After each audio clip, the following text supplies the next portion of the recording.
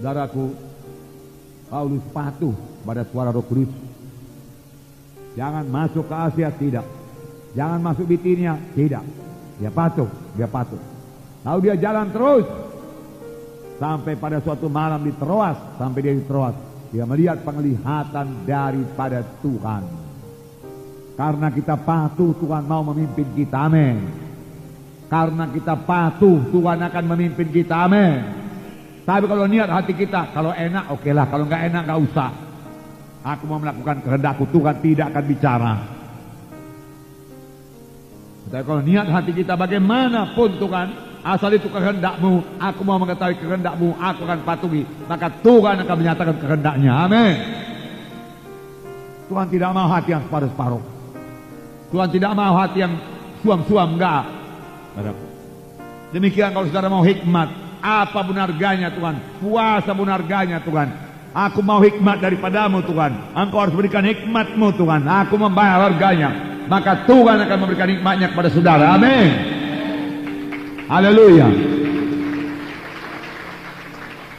Nah, memang seharusnya anak-anak Tuhan, saudaraku, mematuhi suara Tuhan, amin.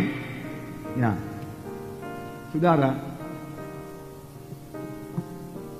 Paulus tidak seperti kebanyakan saudara penginjil sekarang ini. Dia dengar suara Tuhan, kemana pergi Tuhan, kemana, kalau demikian kemana. Tuhan bilang jangan masuk Asia, oke Tuhan. Tuhan bilang jangan masuk Bitinia, oke, tapi kemana? Paulus tidak berkata, Tuhan bukankah Matius 28, Tuhan Yesus, Engkau sendiri berkata Tuhan, pergilah kamu ke seluruh dunia. Bukankah Asia berarti seluruh dunia? Maka aku bisa pergi ke sana. Bukankah firman Markus 16, beritakan Injilku ke seluruh penjuru bumi? Bukankah Asia masuk penjuru bumi itu kan? Jadi berarti aku bisa ke sana. Itu yang menjawabkan banyak penginjil gagal. Karena dahulu saya pasti gagal kalau saya terus masuk kota Medan.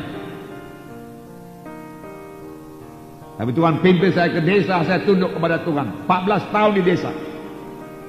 Nah, saya banyak belajar dari Tuhan karena saya patuh, saudara. Tuhan mengajari saya.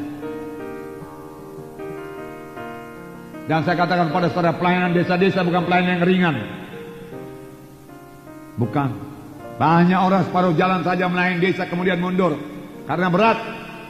Lebih enak melayani di kota. Tetapi Tuhan melihat kepatuhan dan Tuhan menghargakan kepatuhan, amin. Ya. Lalu Tuhan bicara, Tuhan mengajari. Pada hari ini kalau kamu mendengar suaranya, janganlah kamu meraskan hatimu. Seperti bangsa Israel di padang gurun, di mana mereka mengeraskan hati lalu mati di padang belantara. Kalau kita mengeraskan hati terhadap suara Tuhan, maka suara Tuhan tambah jarang kedengaran, lama-lama tidak kedengaran lagi. Tidak akan kedengaran lagi. Oleh sebab itu taati suara Tuhan, patuhi suara Tuhan. Maka Tuhan tidak keberatan memberikan penglihatan, memberikan mimpi. Bukankah Tuhan berjanji waktu pemberian Roh Kudus, turuna-turuna makan mimpi, berbagai-bagai mimpi. Tuhan melihat berbagai-bagai penglihatan. Mana penglihatan, mana mimpi? Tuhan akan pimpin kita, tidak mungkin tersesat.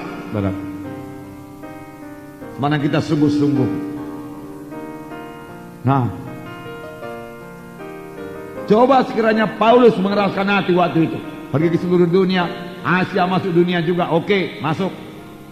Pasti Paulus mengalami kesulitan dan gagal. Bisa jadi saudaraku, Paulus mundur.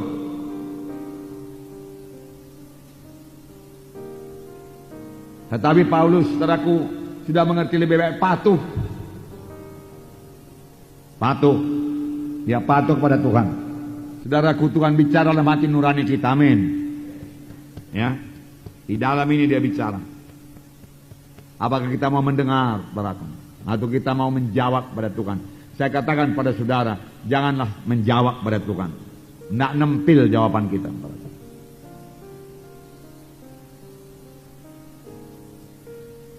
Lebih baik patuh, itu paling baik. Jadi Paulus, saudaraku, mematuhi suara Tuhan. Dia mendengar suara Tuhan. Lalu Tuhan bicara kepada dia melalui penglihatan yang begitu jelas. Dia adalah orang Makedonia. Lalu dia mengambil kesimpulan, mari segera. Dan dia segera berangkat. Dikatakan ada tulis segera di situ, saudara. Tidak berlambat-lambat. Dalam ayat 10 dikatakan, setelah Paulus melihat penglihatan itu, segeralah kami mencari kesempatan untuk berangkat ke Makedonia. Segera. Dia tidak berlambat-lambat. Sama sebagaimana suara Tuhan datang kepada Filipus, pergilah ke jalan lurus. Filipus segera pergi, segera mematuhi. Kalau dia lambat sedikit saja, kereta sudah lewat. Kalau dia berjalan santai-santai, saudaraku, tidak bersemangat jalannya, kereta lewat. Saudaraku. Tuhan hanya mengendaki pelayan-pelayan yang sungguh-sungguh, pelayan-pelayan yang bersemangat buat Tuhan. Saudaraku. Itulah dia pelayan yang dipakai Tuhan pada akhir zaman ini. Saudaraku. Amin. Bisa diandalkan, amin saudaraku. Bisa diandalkan. Bisa dipercayakan Tuhan satu tugas.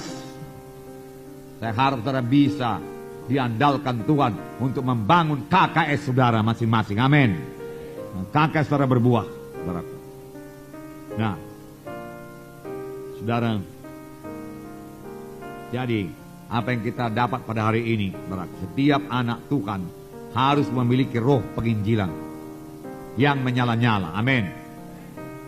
Tiap-tiap KKS harus mengabarkan Injil. Tiap-tiap KKS harus punya jiwa baru tiap-tiap minggu, amin.